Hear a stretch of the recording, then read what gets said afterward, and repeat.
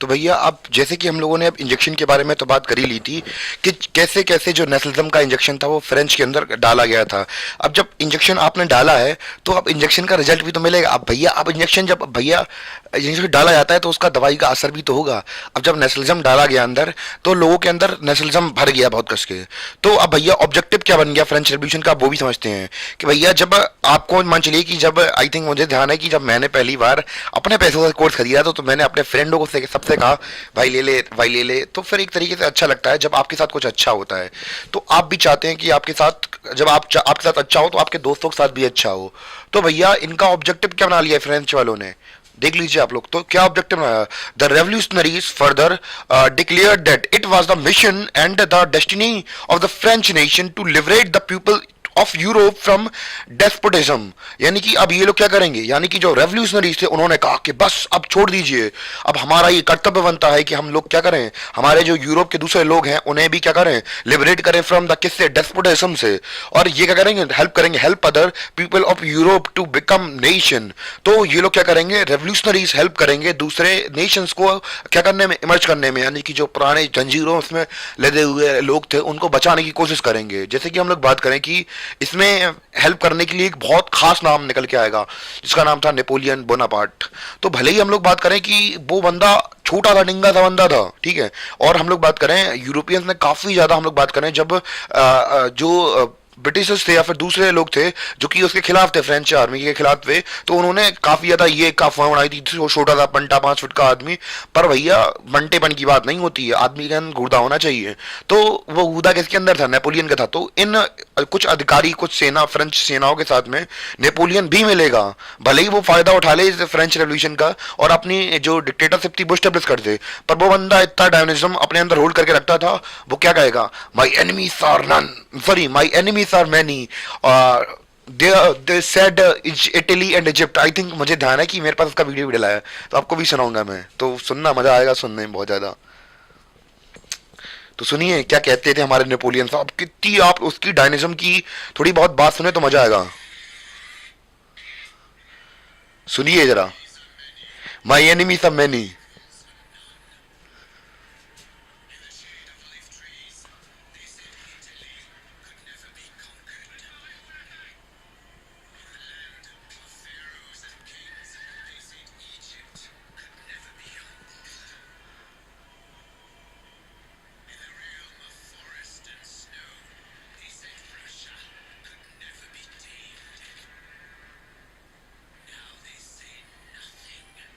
तो ये जो पार्ट मैंने आपको सुना है ये क्या लिटरली पता कहाँ का पार्ट है, ये अभी नेपोलियन मूवी आई थी फिलहाल में शायद 2022 या 23 में आई थी, लिटरली गजब मूवी थी। और इसमें भैया उन्होंने बताया था कि मतलब ये डायलॉग्स नेपोलियन के थे उसी मूवी का मैं पार्ट सुना रहा हूँ कि भैया एक ऑरा होता है आदमी के अंदर, तो ये ऑरे के साथ जब जंग लड़ने निकलते तो लोग सैल्यूट करते थे। इवन की बहुत सारे उस समय के जो फिलोसफर्स थे वो तक काफी इन्फ्लुएंस हो गए थे कि फ्रेंच जो हम लोग बात करें नेपोलियन जैसे आदमी से इतना इन्फ्लुएंस थे वो लोग कि भैया डायनेमिज्म होता है आदमी के अंदर कि भैया अब हम लोग आजाद हुए, आप भी आजाद हो गए। तो ये सारा सीन था। तो अब थोड़ी बहुत नेपोलियन के बारे में भी बात कर लेते हैं। आई थिंक ऑब्जेक्टिव तो समझ में आ गए होंगे आप लोगों को नेपोलियन बोनापार्ट के, तो काफी अच्छे ऑब्जेक्टिव थे। तो बस इतना ही नोट कर लीजिए आप लोग। तो जैसे आपका 1 मार्कर क्वेश्चन में आ सकता है कि फ्रेंच रेवोल्यूशन क्या था, तो मतलब ऑब्जेक्टिव क्या था फ्रेंच रेवोल्यूशन का। बाद में जब लोग ये लोग खुद रेवोल्यूशन, वहां पर रेवोल्यूशन हो गया था, तो further revolutionaries further declared that it was the mission and the destiny of the French nation to liberate the peoples of Europe from the despotism, help the people of Europe to become nation. तो भैया अब एक खास बात और मैं बता दूं कि हम लोग ये पढ़ क्यों रहे हैं, तो आप लोग खुद सोच के देखिए। हम लोग दुनिया में आधी से ज्यादा दुनिया के अंदर हम लोग अभी भी डेमोक्रेसी देख रहे हैं कि डेमोक्रेसी का असर पड़ चुका है। जैसे कि अगर हम लोग बात करें इंडिया की, तो इंडिया के अंदर भी क्या आ गई है, डेमोक्रेसी तो आपको पता ही आ चुकी है।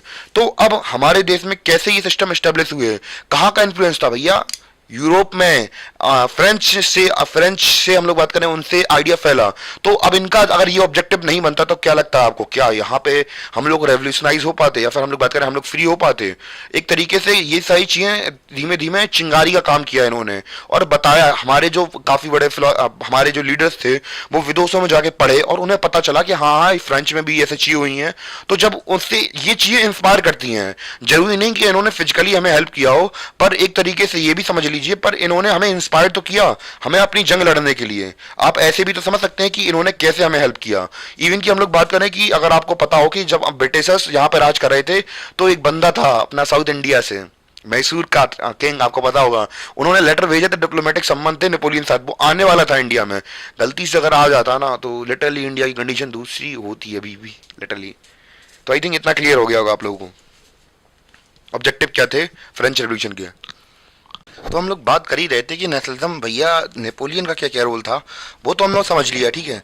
और भी नेपोलियन के बारे में जानेंगे अभी, रोल के बारे में कि क्या क्या रोल था नेपोलियन का फ्रेंच रेवोल्यूशन को फैलाने में इन द यूरोप। तो फ्रेंच रेवोल्यूशन अब ऑब्जेक्टिव पे निकल ही चुकी थी कि भैया पूरे यूरोप में क्या करना है, बवाल काटना है। तो जब बवाल काटना है तो बवाल काटने के लिए निकलना भी तो पड़ेगा, अपनी आर्मीज भी तो डिप्लॉय करनी पड़ेंगी।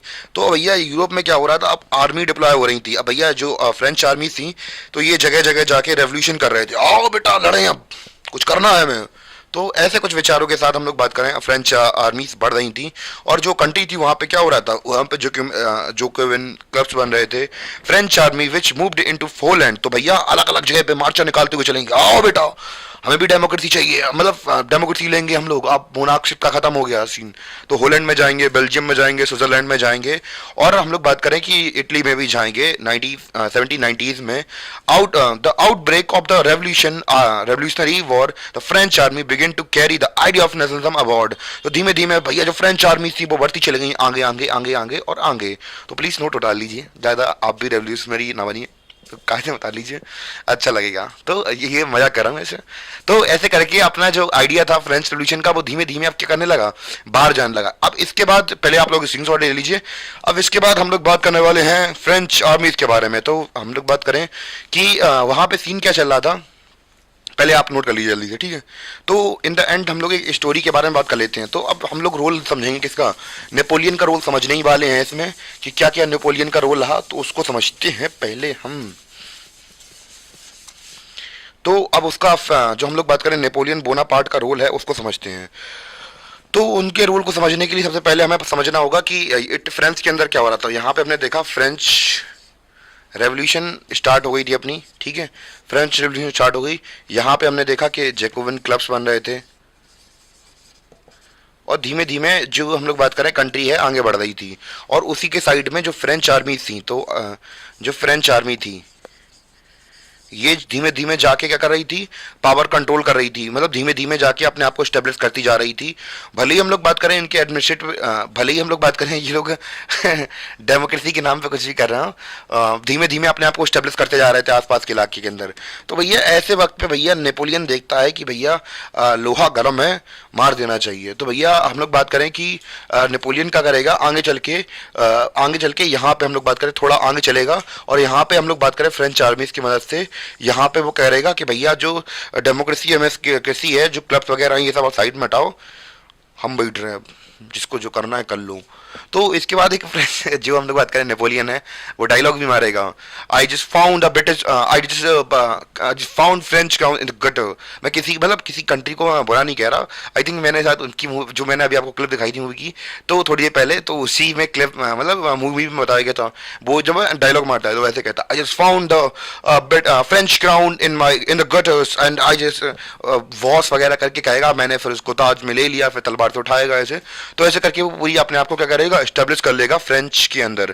और अपनी लोग उसको हम लोग बात करें अपोज भी नहीं करेंगे ज्यादा, क्यों नहीं करेंगे, क्योंकि उसके जो एडमिनिस्ट्रेटिव रिफॉर्म्स थे वो काफी अच्छे थे काफी हद तक। और स्टार्टिंग में हम लोग बात करें कि वेलकम भी किया उसका, पर बाद में जरूर चीजें खराब होने लगी, पर स्टार्टिंग में लोग उसे सपोर्ट कर रहे थे। और कैसे सपोर्ट कर रहे थे अब उसको भी देख लेते हैं। तो ये वाला सीन चल रहा था फ्रेंच के अंदर, फ्रांस के अंदर, कि कैसे कैसे जो नेपोलियन बोनापार्ट थे वो अपने आप को स्टेब्लिश कर रहे थे।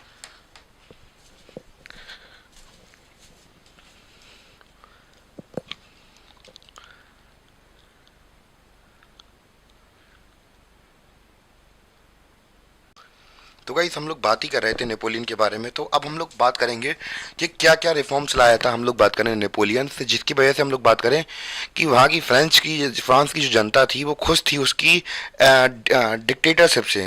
भैया इन लोगों को, आपको याद होगा कि इन लोगों ने कुछ समय पहले ही डिक्टेटरशिप मोनार्कशिप को हटाया था और डेमोक्रेसी स्टेब्लिश की थी। पर हम लोग बात करें कि इन्होंने ऐसा क्या था नेपोलियन के अंदर कि इन्होंने जो मतलब फ्रांस के लोग थे उन्होंने एक्सेप्ट कर ली थी उसकी डिक्टेटरशिप। तो समझते हैं। तो भैया फ्रांस के अंदर हमें पता है कि हम लोग बात कर रहे थे कि धीमे धीमे फ्रांस का जो फ्रेंच आर्मी थी तो वो क्या कर रही थी, धीमे धीमे जो फ्रेंच रेवोल्यूशन का इफेक्ट था, तो अब धीमे धीमे जो कमांड कर रही थी यूरोप के ऊपर, अलग अलग जगह पे जा रही थी और अपने आप को स्टेब्लिश कर रही थी। तो नेपोलियन क्या कर रहा था, फ्रांस आर्मी के साथ मिलकर यूरोप के ऊपर क्या कर रहा था, स्टेब्लिश हो रहा था धीमे धीमे, और जो फ्रेंच रेवोल्यूशन के आइडियाज थे उनको स्प्रेड कर रहा था। क्लियर।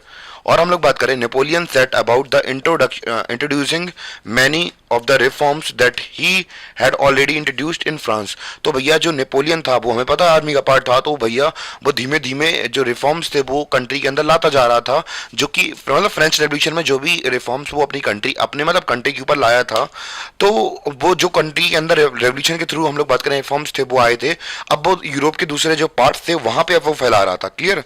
तो अब ये वाला सीन हो रहा था।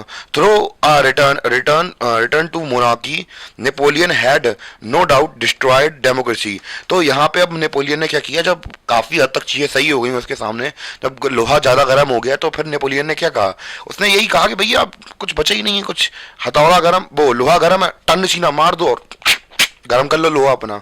ठीक है। तो ये सीन देखने को मिल रहा था in France, but in the administrative field, he had incorporated revolutionary principle in order to make the whole system more rational and efficient. तो भैया उसने क्या किया, धीमे धीमे भैया कैसे भी करके जो डेमोक्रेसी थी उसको तो क्रश कर दिया, पर एक काम बहुत अच्छा किया उसने, एडमिनिस्ट्रेटिव फील्ड में हम लोग बात करें रिफॉर्म्स बहुत अच्छे किए। तो उसने ऐसा क्या किया कि भैया लोग उसकी डिक्टेटरशिप को फिर से, मतलब मोनार्कशिप को फिर से अप्लाई करवा लिया, यानी कि अपनी कंट्री के अंदर अभी कुछ सालों पहले ही हम लोग बात कर रहे हैं कि वहां की जनता ने मोनार्कशिप को हटाया था और कह रहे डेमोक्रेसी चाहिए। तो ऐसा क्या था, ऐसी ऐसी कौन सी चीज थी कि भैया जो नेपोलियन लेके आया जिससे कि उसने अपनी फिर से डेमोक्रेसी को हटाकर मोनार्कशिप को वहां पे स्टेब्लिश कर लिया, तो वो थे उसके एडमिनिस्ट्रेटिव रिफॉर्म्स। तो भैया अब लोग सोच रहे हैं भैया हटा तो दिए डेमोक्रेसी, पर हमारे पुरानी रूलर्स की तरह तो नहीं है कि भैया कि हमारे बारे में सोचते ही नहीं है। तो ये क्या लाया था, कुछ अच्छे अच्छे कोर्स लाया था, हम लोग बात करें कुछ अच्छे ऐसे नियम कायदे या कानून लाया था जिससे लोग गवर्न मतलब पूरी कंट्री को गवर्न करते थे। और ऐसा तो नहीं था कि भैया ये थैला में रख के ले आया अपना ये सारी चीजें। तो अब हम लोग बात करें कोड लेके आया था, इसके जो कानून थे उससे क्या कहा गया, सिविल कोड ऑफ 1804। क्या कहा गया, civil code of 1804। I think इतना क्लियर हो गया होगा कि कैसे हम लोग बात करें नेपोलियन ने जो फ्रेंच रेवोल्यूशन के आइडियाज थे वो फर्दर आगे जो यूरोप था वहां पे फैलाए, और फिर बाद में उसने क्या किया, डेमोक्रेसी को क्रश किया और अपनी जो मोनार्कशिप थी वो स्टेब्लिश कर ली, और लोगों ने भी उसका विरोध नहीं किया क्योंकि उसके एडमिनिस्ट्रेटिव रिफॉर्म्स काफी इफेक्टिव और अच्छे थे। और वो कौन से कोड लेके आया था, ऐसे कौन से नियम लेके आया था, बुलाया था नेपोलियन ने कोड लाया था। कौन से कोड, सिविल कोड ऑफ 1804। तो ये कोड सिविल क्या कहलाया था, मतलब लेके आया था जिसके थ्रू लोग उसे पसंद कर रहे थे। इनिशियली तो पसंद करेंगे पर बाद में इतना ज्यादा पसंद नहीं करेंगे। क्लियर। तो ये सीन चल रहा था वहां पे यूरोप के अंदर। क्लियर हो गया। तो अब थोड़ी बहुत वहां पे बात कर लेते हैं कि कैसे कैसे हम लोग बात कर रहे हैं नेपोलियन ने अपने आप को स्टेब्लिश किया। आई थिंक इतना हो गया होगा, आप लोग उतार लीजिए या स्क्रीनशॉट ले लीजिए, मैं इसको इरेज करने वाला हूँ।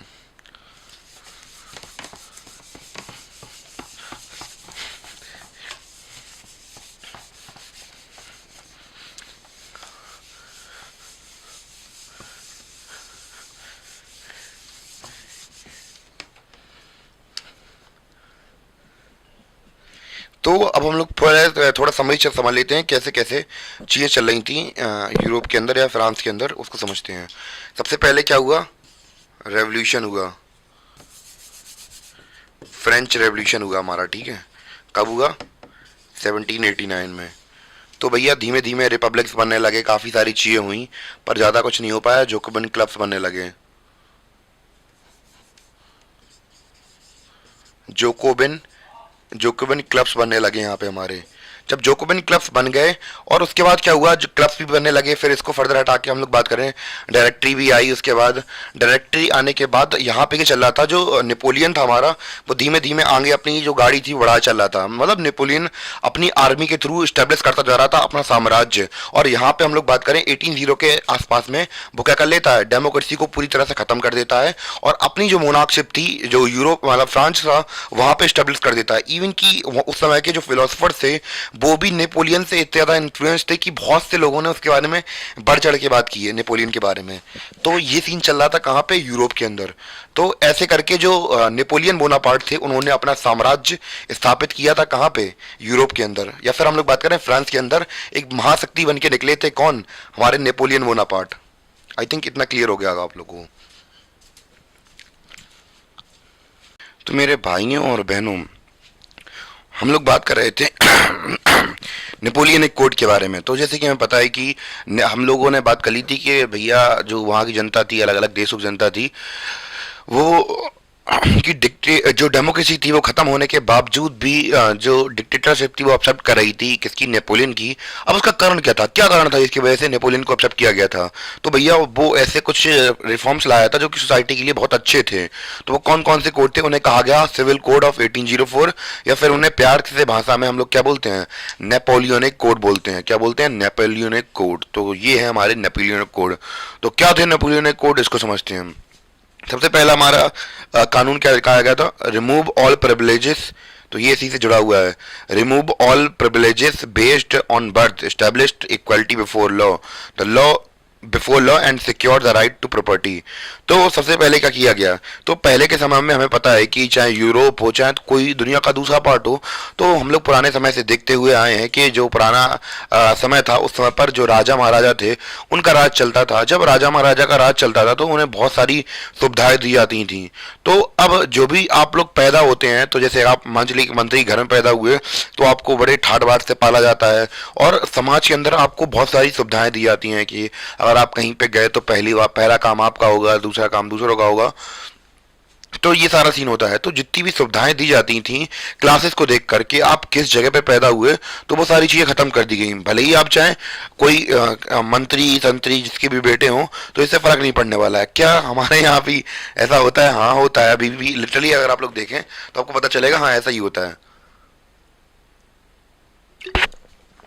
और कैसे होता है ये बता देता हूँ मैं आपको। तो आप देखेंगे कि आपके कोई रिश्तेदार होंगे, कोई जान पहचान की बड़ी पोस्ट में, तो आप कहेंगे कि भैया हमारे रिश्तेदार हैं, बात कर लेना, फूफा ताऊ हमारे विधायक, फूफा हमारे सांसद। तो ये सीन होता है। तो अब जो नेपोलियन था उसने ये ताऊ फूफा वाला काम खत्म कर दिया।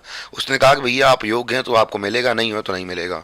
तो सबके मतलब इक्वलिटी, कानून के सामने सब बराबर थे और जो राइट टू प्रॉपर्टी थी वो मिल गई थी। पहला पॉइंट समझ में आया, क्लियर हो गया कि कैसे कैसे हम लोग बात करें, नेपोलियन ने जो जन्म के बेसिस पर हमें जो अधिकार मिलते थे वो सारे सारे खत्म कर दिए गए। ठीक है, सबके लिए कानून बराबर हो गया। दूसरा क्या लिखा, Napoleon simplified administrative division, abolished the feudal system and freed peasant from serfdom and manual dues. तो अब समझते हैं क्या होता है, कैसे कैसे इसने जो हम लोग बात करें एडमिनिस्ट्रेटिव डिवीजन थे उनको अबोलिश किया था, नहीं खत्म किया था, और जो फ्यूडल सिस्टम था उसको हटाया था, और जो पीजेंट थे उन्हें सर्वडम से फ्री कराया था। ये बात हमने की। अब इन सबको समझते हैं। तो सबसे पहले हम लोग बात करें फ्यूडलिज्म के अंदर क्या होता है कि जो छोटे छोटे से जमींदार होते हैं, तो मैंने आपको पहले ही बता चुका हूँ कि यूरोप के अंदर एक कॉन्सेप्ट चलता है फ्यूडलिज्म का, कि उसमें होता क्या है, उसमें होता ये है कि एक मान चलिए कि ये छोटा सा बनकर दिखा दे रहा कि छोटे छोटे जो हम लोग बात करें एरियाज के लोकल लीडर्स होते हैं एक तरीके से, वैसे ही हम लोग बात करें बहुत सारी लैंड होल्डिंग्स किसी एक व्यक्ति के पास होती है, उसे क्या बोलते हैं, लैंडलॉर्ड बोलते हैं। तो ये बहुत सारे लैंडलॉर्ड मिलकर क्या करते हैं, बहुत सारे पावरफुल हो जाते हैं। तो फिर क्या करते हैं, अपने राजा को रिक्रूट करते हैं। या फिर हम लोग इसको ऐसे समझ सकते हैं कि राजा को अगर राज करना है तो वो छोटे छोटे जैसे प्रोविंसेस नहीं होती हैं, या फिर हम लोग बात करें अपने इंडिया को, अगर इन पूरे इंडिया को एक कंट्री मान के चले, मतलब एक कंट्री हमारी, तो उसको कर दिया अलग अलग स्टेट में बांट दिया गया है, और अलग अलग स्टेट के जो चीफ मिनिस्टर होते हैं वो एक तरीके से फ्यूडल लॉर्ड समझ सकते हैं हम लोग। मतलब एक एग्जांपल के तौर पर बता रहा हूँ कि एक सेंटर में एक आदमी बैठेगा और वो एक अपने राज्य को अलग अलग भागों में बांट देगा, 4 5 6 7 जितने भी भागों में से बांटना है, और उसके ऊपर एक आदमी बैठा देगा जो कि फ्यूडल लॉर्ड होगा। तो वो अब रेवेन्यू कलेक्ट करके देगा, क्योंकि भैया अब राजा हर जगह हो नहीं सकता है और अपने आदमी अप्लाई कर नहीं सकता है इतना ज़्यादा, तो वो एक आदमी को बैठा देता है, इज द सावंत। तो इसे सावंती सिस्टम भी बोलते हैं। तो एक व्यक्ति बैठा होगा उसके बिहाफ पर, जैसे कि प्रेसिडेंट के बिहाफ पर गवर्नर बैठते हैं, सीएम के प्रधानमंत्री के बिहाफ पर मतलब प्रधानमंत्री की तरह ही सीएम बैठता है, तो भैया उसी तरह पे राजा के बिहाफ पर छोटे सावंत बैठा दिए जाते थे। तो वो अब जैसे हमने बात की कि एक राज्य को 5 पार्ट में डिवाइड कर दिया, अब 5 अलग अलग राजा बना जाएंगे, मतलब राजा बन जाएंगे जो कि काम करेंगे किसके लिए, जो एक मेन राजा है उसके लिए। तो वो सारा का सारा पैसा कलेक्ट करके देंगे, और वहां पे जो कोई भी काम होगा, प्रणाली सिस्टम होगा या फिर जस्टिस सिस्टम होगा, तो वही सब देखता था। जो हमारा सावन था या फिर फ्यूडल लॉर्ड था, वो सारी चीजें देखता था, ठीक है। अब उसके पास में बहुत सारी जमीन आती थी। तो अब जो फ्यूडलिज्म का सिस्टम है वो तो समझ में आ गया होगा। अब हम लोग बात करें सर्फडम क्या होता है। तो सर्फडम, सर्फ्स तो वो लोग होते थे जो हमने बात की, एक सावंत है, अब उसके बहुत बहुत बड़ी लैंड होल्डिंग्स है, ठीक है। अब जब इतनी बड़ी लैंड होल्डिंग है आपके पास, तो आप करेंगे क्या उसमें, भैया किसानों, वो गरीब किसान काम करते रहते थे, उन्हें परेशान किया जाता था। तो अब उसने क्या कर दिया, नेपोलियन ने ये फ्यूडल सिस्टम को खत्म कर दिया। ऊपर से सर्फडम, यानी कि जो उसके लिए काम करते थे, बंधुआ मजदूर बन के लोग काम करना पड़ता था, वो भी सिस्टम हटा दिया उसने। तो अब जे क्या थे, जे ऐसे ही हम लोग बात करें, पहले की वैसा चलती थी कि जो राजा होता था वो अपना सावंती सिस्टम ऐसे ही चलाता था कि अलग अलग प्रांतों को बांट दिया और वो रूल कर रहे हैं। तो अब ये जो सिस्टम था फ्यूडलिज्म का, वो उसने हटा दिया, ठीक है। और अगला अगला रिफॉर्म क्या किया था नेपोलियन ने, वो देखते हैं। In the town too guild restrictions were removed. तो टाउन, तो पहले क्या था, गिल्ड रिस्ट्रिक्शन। अब इसको समझते हैं गिल्ड क्या होती है, गिल्ड को समझते हैं। तो गिल्ड को समझना बहुत ज़्यादा जरूरी है। आई थिंक पहले ये बताइए आप लोगों को समझ में आ रहा है या नहीं आ रहा है। अगर नहीं आ रहा है तो आप लोग कमेंट करके बता सकते हैं कि सर हाँ यहाँ पे प्रॉब्लम लग रही है। तो गिल्ड सिस्टम के अंदर क्या होता है कि एक ग्रुप ऑफ पीजेंट, यानी कि मान चलिए कि एक व्यापारी है, तो वो अपने पड़ोसी व्यापारी के पास गया, भैया अपन यहाँ 4 लोग मिल जा रहे हैं और एक काम करेंगे कि अपन लोग जो थोक का माल लेने जाते हैं, तो भैया उसके पास जाएंगे और उससे कहेंगे थोक वाले पास कि भैया अगर हमें इकट्ठा सामान दे दो तो हमें सस्ता पड़ेगा। क्योंकि अगर हम लोगों को पता है कि अगर हम लोग कोई चीज़ बहुत सारी क्वांटिटी में लेते हैं तो जो सामान है वो हमें सस्ता पड़ता है। तो ऐसे ही जो गिल्ड सिस्टम था, तो वो इकट्ठा जो व्यापारी, 4 व्यापारी हो जाते थे, मिल जाते थे, तो उन्हें सामान बहुत सस्ता पड़ता था और वो महंगे दामों में बेचते थे। तो अब होता क्या था कि जो बिजनेसमैन है, जो थोक वाला है, उसे तो घाटा पड़ रहा। तो अब वो राजा से कह देगा, भैया यार गिल्ड बना के बहुत लूटते हैं यार, ये हमें कुछ करिए महाराज जरा हमारे लिए। तो वो ये क्या कर दिया गया था पहले के सिस्टम में कि गिल्ड सिस्टम बंद कर दिया गया था कि यानी कि ग्रुप का, मतलब व्यापारियों का संगठन नहीं बनाया जाएगा। तो अब नेपोलियन ने कहा कि हमें व्यापार चाहिए, क्या चाहिए, व्यापार चाहिए। तो उन्होंने कहा कि भैया जो गिल्ड रिस्ट्रिक्शन ला के रखा था पहले के राजाओं ने, हटा दो इसे, ठीक है। तो अब व्यापारी खुश, आदमी, व्यापारी और आम आदमी खुश हो रहा है, धीमे धीमे हम लोग देख रहे हैं, ठीक है। और क्या हो रहा था, transport and communication system were improved. तो भैया किसी भी इकोनॉमी की सबसे बड़ी बात क्या होती है और सबसे अच्छी बात क्या होती है, तभी भी इकोनॉमी वर्क कर पाती है जब वहाँ का कम्युनिकेशन सिस्टम और जो ट्रांसपोर्टेशन सिस्टम है वो अच्छा होता है, तभी कोई इकोनॉमी अच्छे से वर्क कर पाती है। तो इसका सेंस समझते हैं कि भैया अब हमें क्या करना था, यहाँ से यूरोप से, अमेरिका से कोई सामान मंगाना था। हम फोन लगाएंगे, हाँ भैया 2 टन माल भिजवा दीजिए। तो अब हमने यहाँ पे कंपनी में फोन लगाया। अब कंपनी वाला क्या करेगा, अब वहाँ की रोडें बहुत अच्छी हैं, ट्रांसपोर्टेशन सिस्टम बहुत अच्छा है कि उसने रोड में रखा सामान और सीधे शिप के ऊपर पोर्ट करा दिया, वहाँ पे समुद्र के ऊपर आया और वो समुद्र सीधे हमारे घर पे सामान छोड़ गया। तो अब हुआ क्या, मेरे घर पे सीधे सामान पहुंच गया। क्यों? क्योंकि कम्युनिकेशन सिस्टम अच्छा था कि हमारे पास फोन लगाने की सुविधा थी। वरना अगर हमें कोई सामान मंगाना होता तो मेरा, वैसे तो अभी हमारा सामान 2 या 3 दिन में आ जाएगा, पर अगर हम पहले के समय की बात करें तो पहले के समय पे क्या होता था कि मान चलिए कि अगर मुझे सामान मंगाना है यहाँ से अमेरिका से, तो पहले तो मुझे वहां पर संदेश भेजना पड़ेगा, क्योंकि फोन तो उस समय था नहीं, तो हमें चिट्ठी लिख के भेजना पड़ेगा। एक व्यक्ति 6 महीने तक ट्रेवल करके वहां पहुंचेगा, ठीक है। अब ट्रेवल करके पहुंचा, अच्छा ऐसी बात है, तो अब वो लिख के पूरा बता देगा कि हाँ इतना इतना पैसा लगेगा। अब वो फिर भेजेगा अपना जो डील, मतलब और भी कुछ डिटेल पूछनी हो तो और भेजेगा पहले। फिर 6 महीने बाद हमारे पास लेटर आएगा, 1 साल बीत गया, फिर हम कहेंगे हाँ ये रिफॉर्म सुने, ठीक है। फिर हम उसके बाद मैसेज भेजेंगे, फिर वो मैसेज भेजेगा, लेके जाएगा संदेश भाग, तो संदेश भाग का खर्चा अलग लग रहा। अब वो मैसेज पहुंच गया वहां पे, अब अमेरिका मैसेज पहुंचा, अब अमेरिका मैसेज पहुंचा तो भैया उन्होंने बनाना शुरू किया। अब भैया कोई सामान रखा भी है मान चलिए उनके पास, तो लाने के लिए ट्रांसपोर्टेशन सिस्टम अच्छा नहीं था, तो टुकड़ों टुकड़ों में लाएंगे तो 3-4 साल तो हमारे ऐसे ही बर्बाद हो गए। और यहाँ हम लोग 2-3 दिन में काम कर रहे हैं, वहाँ 3-4 साल लग रहे हैं। तो अब ये ट्रांसपोर्टेशन सिस्टम और कम्युनिकेशन सिस्टम होने का अच्छा एग्जाम्पल है कि आपको समझ में आएगा कैसे चीजें काम करती हैं। कम्युनिकेशन सिस्टम और ट्रांसपोर्टेशन सिस्टम से ये आसानी हो जाती है। और लास्ट पॉइंट क्या लिखा है हमारा, artisans, peasants, workers and new businessmen enjoyed a new find freedom। तो अब उन्हें जो नई नई मिली आज़ादी थी, इससे भैया बड़ा मजा आ रहा था। ये सारी चीज़ें उन्हें बहुत अच्छी लग रही थी। क्या लग रही थी, ये सारी चीज़ें उन्हें बहुत प्यारी लग रही थी, बहुत लुभावनी लग रही थी। क्योंकि भैया इससे पहले के जो राजा महाराजा थे बहुत दबा के रखते थे इन लोगों को। और आपको पता है कि जब आप कोई कोई लड़की अगर या लड़का सुबह मतलब स्टार्टिंग से बचपन से ही कैद में रहा हो और जैसे ही उसे थोड़ी बहुत आज़ादी मिलती है, खुल के मतलब सारे भूल निकल आते हैं उसके, सारे गुण दिखने लगते हैं, तो मजा आता है बहुत ज्यादा।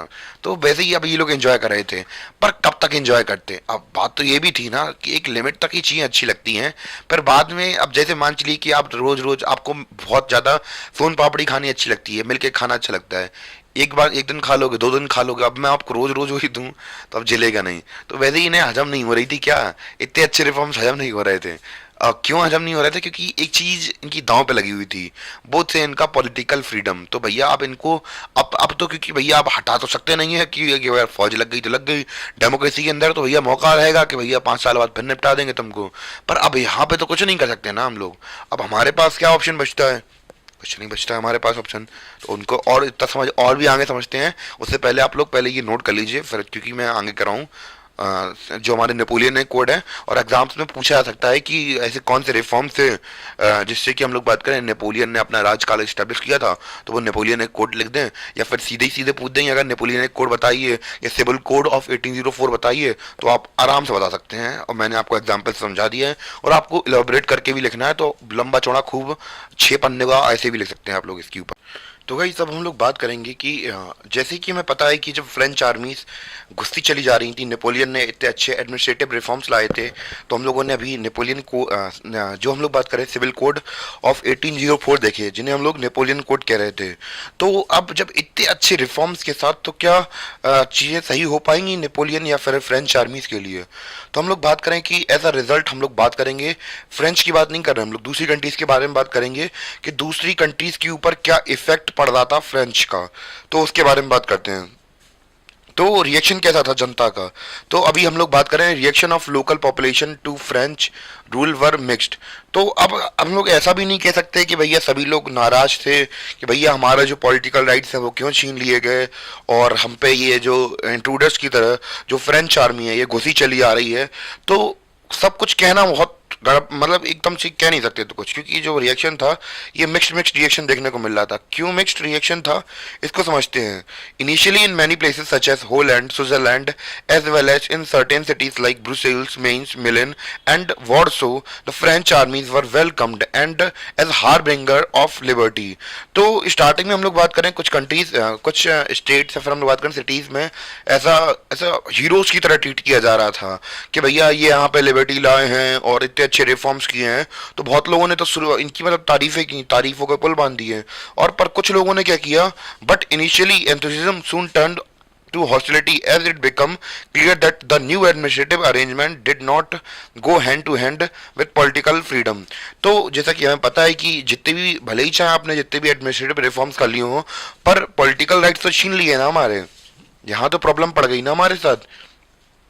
तो जैसे कि हम लोग बात करें कि हमारी लाइफ में कभी कभी हम लोग ये सिचुएशन देखते हैं कि हमारे साथ क्या हो रहा है कि कोई चीज़ होती है, जैसे मान चलिए कि आपने गाड़ी चलाना सीख ली है, ठीक है, गाड़ी अपनी अपनी पूरी फैमिली में, आपके पूरी फैमिली में गाड़ी चलाने वाले केवल आप ही हैं।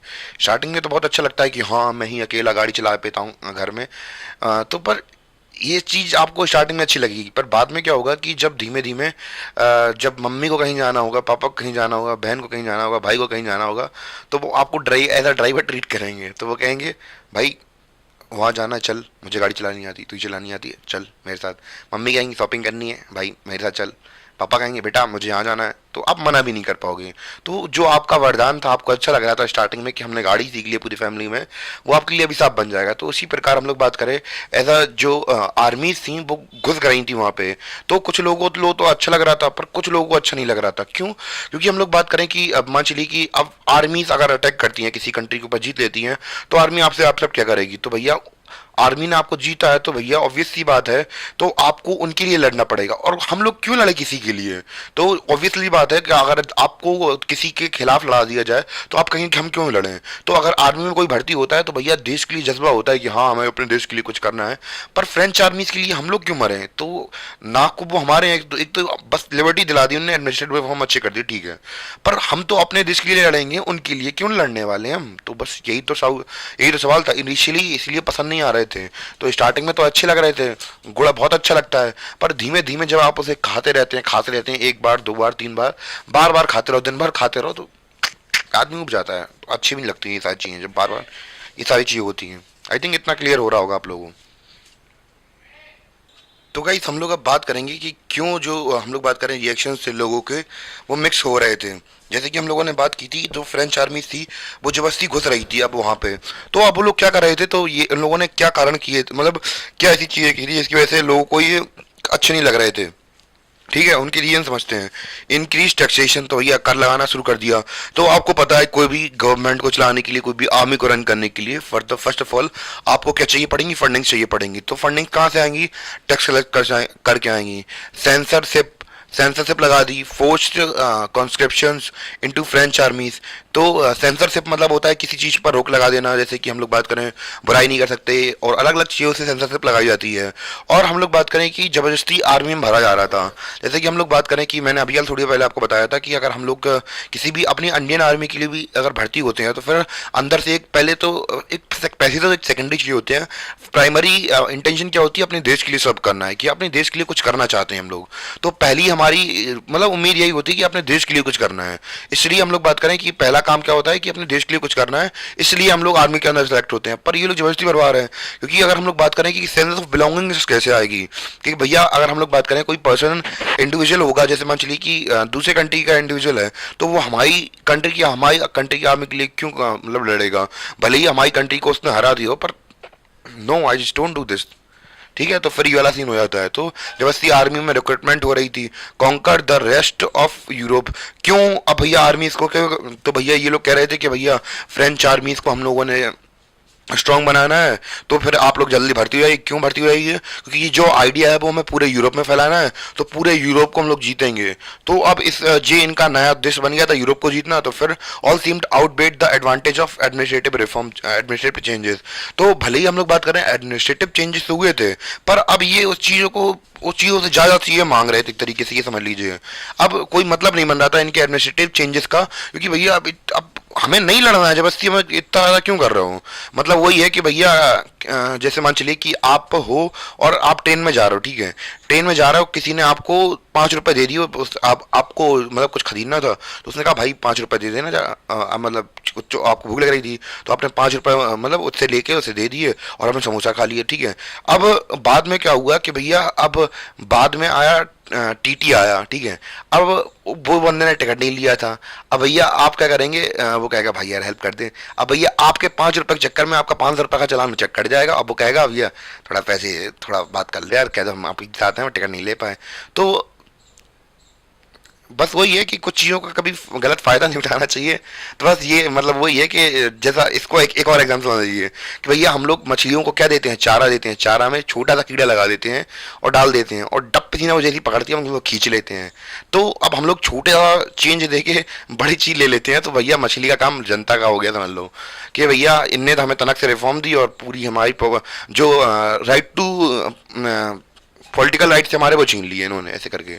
ठीक है, आई थिंक क्लियर हो गया होगा इतना।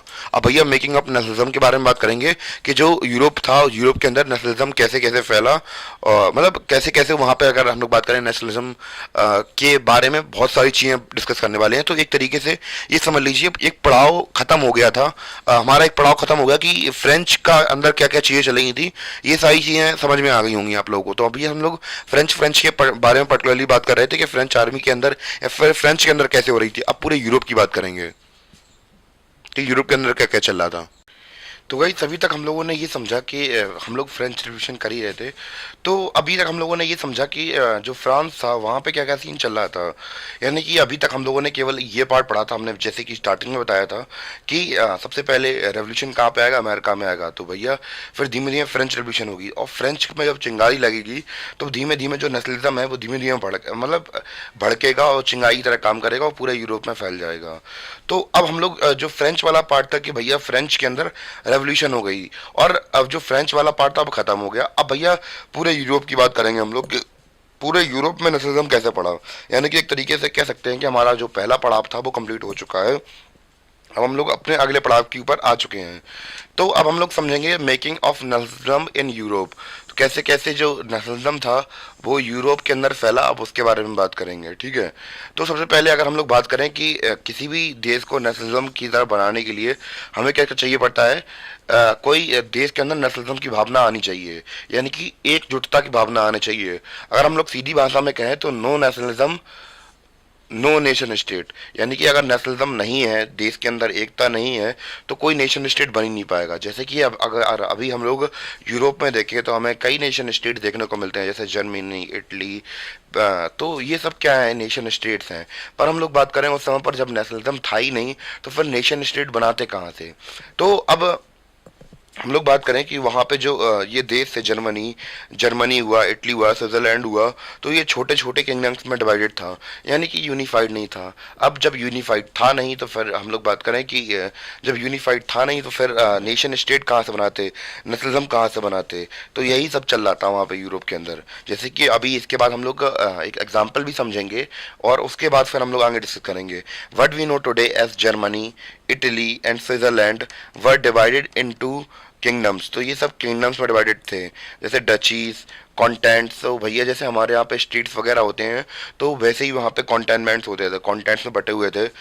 Whose rulers had their autonomous territories. यानी कि वहाँ के जो राजा महाराजा थे इनकी खुद की टेरिटरीज थी। अब जब खुद की टेरिटरीज थी तो भैया यहाँ पे ऐसी कौन कौन सी चीज़ें थी जो कि नेशनलिज्म को इंस्पायर करती हैं। और पहली बात तो ये बात है कि किसी भी कंट्री के अंदर अगर आप लोग देखें तो वहाँ पे ये इंपॉर्टेंट हो जाता है कि कोई भी राजा महाराजा होगा, अगर वो नेशनलिज्म की भावना जगने देगा तो फिर उसका जो साम्राज्य है वो खड़ा कैसे रहेगा।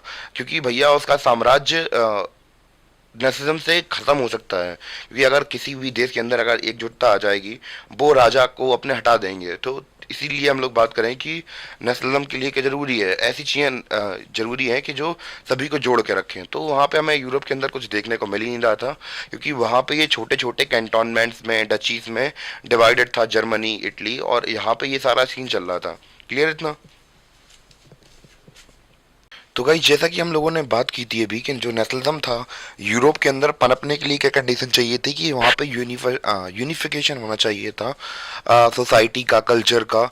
तो पर अब हम लोग बात करें कि यूरोप में ऐसा हमें कुछ देखने को मिल नहीं रहा था, क्योंकि भैया अगर हम लोग बात करें, मैंने यहाँ पे एग्जांपल लिया है एम्पायर ऑफ हब्सबर्ग एम्पायर का।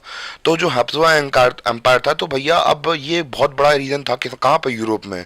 तो यहाँ पे हमें इतनी ज़्यादा डाइवर्सिटी देखने को मिलती थी। तो मैंने अभी एग्जांपल की मदद से आपको समझाऊंगा कि कितने फैक्चुअल बेसिस पे हम लोग बात करें, वहाँ पे डिफरेंसेस थे लोगों के बीच में, जिसकी वजह से वहाँ पे जो नेशनलिज्म था उसका सक्सेसफुल हो पाना मुश्किल था। जैसे कि हम लोग बात करेंगे कि वहाँ पे कैसी कैसी डाइवर्सिटीज थी, उसके बारे में बात करते हैं। तो रूल्ड ओवर हम लोग बात करें ऑस्ट्रिया और हंगेरी का जो पार्ट है वहाँ पे रूल करते थे कौन कौन से, patchwork of many different regions and peoples. और यहाँ पे हम लोग बात करें कि अलग अलग लोगों का अलग अलग शासन चलता था। जैसे हम लोग बात करें एक क्षेत्र के अंदर नहीं, पहले अपने यहाँ पे इंडिया के अंदर भी बात करें कि तमिलनाडु के राजा अलग हैं, चेन्नई के अलग हैं, और बेंगलुरु के अलग हैं। तो ऐसा सीन चलता था, भले ही नाम मैंने नया ऐड कर दिया, पर अलग अलग एक क्षेत्र के अंदर अलग अलग राजा एग्जिस्ट करते थे। तो यहाँ पे भी वही सीन देखने को मिल रहा है हमें, ठीक है। It included Alpine. Alpine region मतलब क्या होता है कि पहाड़ी, सॉरी जो पहाड़ी क्षेत्र होता है वो, उसकी बात करते हैं। The Tyrol, Austria and Sudetenland as well as Bohemia were the aristocracy was predominantly German speaking. तो यहाँ के जो हम लोग बात करें एरिस्टोक्रेसी के लोग थे। अब भैया जो टर्म है एरिस्टोक्रेसी, ये क्या होती है, आप ये दिमाग में आएगी। तो एरिस्टोक्रेसी क्या होती है, तो जब भैया जो राजा महाराजा की फैमिली, या फिर हम लोग बात करें उनके चाचा का लड़का, फूफा के लड़का, और जो भी नॉवेल्स वगैरह में आते हैं, तो वो एरिस्टोक्रेसी के अंदर ही आते हैं। तो ये लोग हम लोग बात करें ज़्यादा से ज़्यादा इस क्षेत्र के इलाके के लोग जर्मन स्पीकिंग थे। It is also included the Italian speaking, तो भैया इसमें इंक्लूडेड कर दिया हम स्पेनिश, जो इटालियन मतलब इटालियन बोलने वाले लोग भी थे। प्रोवेनेंस ऑफ लंबार्डी, लंबार्डी हम लोग बात करें लंबार्डी में और वेंटिया में कौन कैसे लोग बोलते थे, इटली बोलते थे, इटालियन बोलते थे, क्या बोलते थे, इटालियन बोलते थे, लंबार्डी, वेनेटिया। और अगर हम लोग बात करें हंगरी की, और इसकी आधी ज़्यादा जो जनसंख्या थी वो हम लोग बात करें बोलती थी क्या, मैगर बोलती थी। मैगर एक प्रकार की भाषा है, और बाकी जो आधे लोग से पॉपुलेशन थी वो अलग अलग डायलेक्ट्स बोलती थी। डायलेक्ट्स का मतलब क्या होता है कि अलग अलग मतलब अलग अलग भाषा बोलते हैं। जैसे अगर हम लोग हिंदी की बात करें तो हिंदी के अंदर बहुत सारी भाषाएं आ जाती हैं, जैसे बुंदेलखंडी अलग हो गई, तो बोलने का जो तरीका होता है वो डायलेक्ट में के अंदर वो धीमे धीमे शब्दों के फेरबदल से थोड़ी अलग अलग बन जाती हैं। तो ऐसे करके हमें डिफरेंसेस दिख रहे थे कहाँ पे, यूरोप के अंदर। और वहाँ का हमने एक एग्जाम्पल लिया है हम्सबर्ग एम्पायर का। तो और इसके बाद कुछ दो तीन पॉइंट्स और हैं जो कि इसी हम्सबर्ग एम्पायर के अंदर है। तो ये कुछ डिफरेंसेस हमें देखने को मिल रहे थे कहाँ पे, यूरोप के अंदर। आई थिंक इतना क्लियर हो गया होगा आप लोगों को। और भी हम लोग जो पॉइंट कहे थे वो हमारे ये लिखे हैं। तो अगर हम लोग बात करें कहाँ पे, गलेशिया की, तो गलेशिया में एरिस्टोक्रेसी किस में बात करती थी, पोलिश में बात करती थी। तो भैया जो हम लोग बात करें कि जो एरिस्टोक्रेसी क्लास होती है वो हम लोग यहाँ पे देख रहे हैं कि अलग अलग लैंग्वेजेस में बात कर रही है। और besides these three dominant groups, तो डोमिनेंट मतलब होता है कि ज़्यादा प्रभावशाली, एक तरीके से डोमिनेटिंग करने वाले। They are also lived within the boundaries of the empire a mass of subject. सब मास मतलब होता है बहुत सारी जनता, मतलब सब्जेक्ट मतलब प्रजा होती है, पीजेंट मतलब किसान, क्या किसान वगैरह होते हैं। तो किसान वगैरह मतलब किसान जो जनता वगैरह थी वो भी भारी मात्रा में रहती थी यहाँ पे इनकी बाउंड्रीज के पास में। तो अब जब इतनी सारी डाइवर्सिटी थी, अलग अलग स्पीकिंग पीपल थे और अलग अलग कल्चर्स की हम लोग बात करें, या फिर हम लोग बात करें अमीरी गरीबी का अंतर, तो बहुत ज़्यादा डाइवर्सिटी देखने को मिल रही थी। तो ये एग्जाम्पल देखा हमने हम्सबर्ग एम्पायर का एग्जाम्पल, जिससे कि हमें पता चला कि जो यूरोप था वहाँ पे डाइवर्सिटी कितनी थी, और बिना यूनिटी के, बिना किसी नेशन यूनिफिकेशन के कोई नेशनल नहीं हो सकता। और जहाँ पे नेशन नहीं होगा तो वहाँ पे नेशन स्टेट नहीं बनेगा। तो ऑब्वियस सी बात है, कंडीशन चाहिए पड़ेंगी हमें नेशन स्टेट बनाने की। ठीक है, आई थिंक इतना क्लियर हो गया होगा आप लोगों को। अब हम लोग बात करने वाले हैं अपने एक अलग टॉपिक के बारे में, जिसका नाम है क्या, aristocracy and new middle class. तो ये कौन थे और इनके बारे में अलग से पढ़ाया जाएगा, मतलब हम लोग पढ़ेंगे कौन कौन थे। और क्योंकि भैया अगर हम लोग बात करें कि किसी भी सोसाइटी के अंदर जो मेजोरिटी पीपल होते हैं तो उनको समझ लेते हैं, तो फिर हम सोसाइटी की प्रॉब्लम्स को अच्छी तरीके से समझ लेते हैं। तो अब इन इन दो जो कम्युनिटीज़ हैं हम लोग बात करें, या फिर ग्रुप ऑफ पीपल है, तो इनका बहुत बड़ा रोल था वहाँ की इकोनॉमी में। वहाँ पे हम लोग बात करें रूलिंग क्लास में, because these are the ruling class and this the new emerging class. ठीक है, तो हम लोग बात करें एरिस्टोक्रेसी कौन होता है, तो भैया ऐसे लोग जो कि राजशाही परिवार से जुड़े होते हैं, ऐसे राजा राजा का चाचा का लड़का, फूफा का लड़का, राज घराने से रिलेटेड, या फिर मंत्रिमंडल वगैरह उनका, तो वो सब एरिस्टोक्रेसी के अंदर आ जाता है। ठीक है, तो उनके मतलब राज घराने से रिलेटेड हो जाता है ये। और न्यू मिडिल क्लास कौन थी, इसके बारे में बात करते हैं। तो भैया वहाँ पे इंडस्ट्रियलाइजेशन वगैरह हो रहा था, तो भैया अब लोगों के पास धीमे धीमे पैसा भी आ रहा था। तो भैया पहले क्या था, पीजेंट वगैरह थे, तो भैया बहुत ज़्यादा गरीब थे। पहले गरीब और अमीर एग्जिस्ट करते थे। तो भैया क्या होता था कि लोगों के पास एक वक्त का खाना नहीं हो पाता था। तो अब धीमे धीमे जब वहाँ पे इंडस्ट्रीज वगैरह डेवलप होने स्टार्ट हुई, तो भैया अब लोगों के पास ठीक ठाक पैसा आने लगा, गरीब लोगों के पास। तो भैया अब वो लोग जैसे इंजीनियर्स हुए, डॉक्टर्स हुए, तो अब ये नई क्लास इमर्ज करके आई वहाँ की सोसाइटी के अंदर। कौन सी, कहाँ पे हम लोग बात करें, यूरोप के अंदर। तो भैया न्यू मिडिल क्लास का इमरजेंस हुआ धीमे धीमे। तो ये सीन देखने को मिल रहा था, जैसे डॉक्टर हुए, पुलिसमैन हुए, या फिर लॉयर्स वगैरह हुए, तो फिर वो किसका पार्ट थे, न्यू मिडिल क्लास का पार्ट थे। तो अब डिटेल समझते हैं एरिस्टोक्रेसी के बारे में, और फिर बात करेंगे हम लोग न्यू मिडिल क्लास के बारे में। क्लियर। तो भैया बात छेड़ी है तो बहुत दूर तक जाएगी। हम लोग बात कर रहे थे एरिस्टोक्रेसी के बारे में। तो भैया जब एरिस्टोक्रेसी की हम लोगों ने बात की है, तो भैया हम लोग बात करें ये कौन थे। हमने जैसे कि हमने बताया है कि भैया जो बड़े बड़े पैसे वाले लोग थे वही लोग थे। तो socially politically a dominant class on continent. तो भैया डोमिनेंट मतलब होता है प्रभावशाली। क्या होता है, प्रभावशाली। सोशली यानी कि समाज में बहुत ज़्यादा पावरफुल थे ये लोग। कैसे थे, बहुत ज़्यादा पावरफुल। पॉलिटिकली मतलब राजनैतिक तौर पर, राजनैतिक तौर पर बहुत पावरफुल लोग थे पूरे कॉन्टिनेंट के अंदर, बहुत पावरफुल राजा महाराजा एक तरीके से मान सकते हैं। ठीक है, United by a common way of life that cut across the regional division. तो भैया हम लोग बात करें, भले ही चाहे अलग अलग कॉन्टिनेंट में रहते हों, अलग अलग जगह पे रहते हों, पर जो इनका जीवन शैली का तरीका था वो सब एक ही था। तो मतलब इन लोगों का जो जीवन शैली का तरीका था वो एक ही जैसा था, यानी कि बड़े बड़े रईस जैसे बंगले हैं इनके पास, बहुत बड़ी बड़ी लैंड है, और हम लोग बात करें कि सब कुछ है इनके पास। और मतलब एक तरीके से सभी की लाइफ एक जैसी ही थी, यानी कि नौकर चाकर वर्क कर ही है हमारे लिए भैया, सब कुछ है ही हमारे पास। तो और हम लोग बात करें, ये लोग जैसे कि इसको समझते हैं कि जैसे यहाँ पे लिखी हुई भी है, their families were often connected by ties of marriage. तो भैया हम लोग बात करें भारत देश के अंदर से इसको समझते हैं कि कैसी क्लास थी है। तो भैया हम लोग बात करें कि जब आप गरीब होते हैं तो आप लोगों ने देखा होगा कि आपके शहर में, आपके घर वालों में, आपके पेरेंट्स में, या फिर हम लोग बात करें जो जातिवाद होती है या फिर धर्मवाद होती है, उसको लेकर बहुत ज़्यादा कलेश होते हैं कि भैया धर्म के बाहर शादी कर ली तो बहुत दिक्कत हो जाएगी। तो अब जो अमीर लोग होते हैं बहुत ज़्यादा रिच कल्चर के, जैसे कि हम लोग बात करें बॉलीवुड एक्टर्स या फिर दूसरे जो बहुत ज़्यादा रिच लोग हैं, तो वो लोग क्या करते हैं कि उनमें एक ये कुछ नहीं होता है, तो कोई हिंदू मुस्लिम से शादी कर रहा है, घर वाले कुछ नहीं कहते हैं। तो अब हम लोग बात करें, पैसे वालों का दोस्त पैसे वाला ही होता है, तो वही वर्ग है। तो भैया ये लोग शादी का मतलब फैमिलीज के थ्रू जुड़े होते थे, जैसे कि मैरिजेस वगैरह कर लेते थे आपस में ही। और हम लोग बात करें ऐसे प्रकार की डिवीजन मतलब सोसाइटी थी ये, ऐसे प्रकार के ग्रुप ऑफ लोग थे।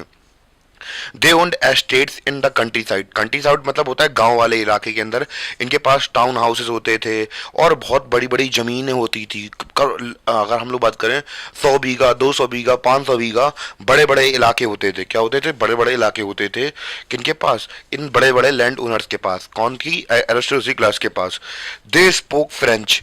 दे spoke French for purpose of diplomacy.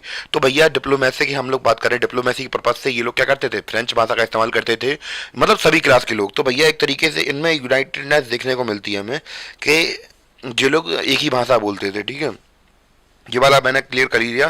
Their families were often connected by marriage, ties of marriage. This powerful aristocracy was however numerically small group. तो भैया हम लोग बात करें, ये कुछ ज़्यादा लोग नहीं थे, गिने चुने लोग होते थे।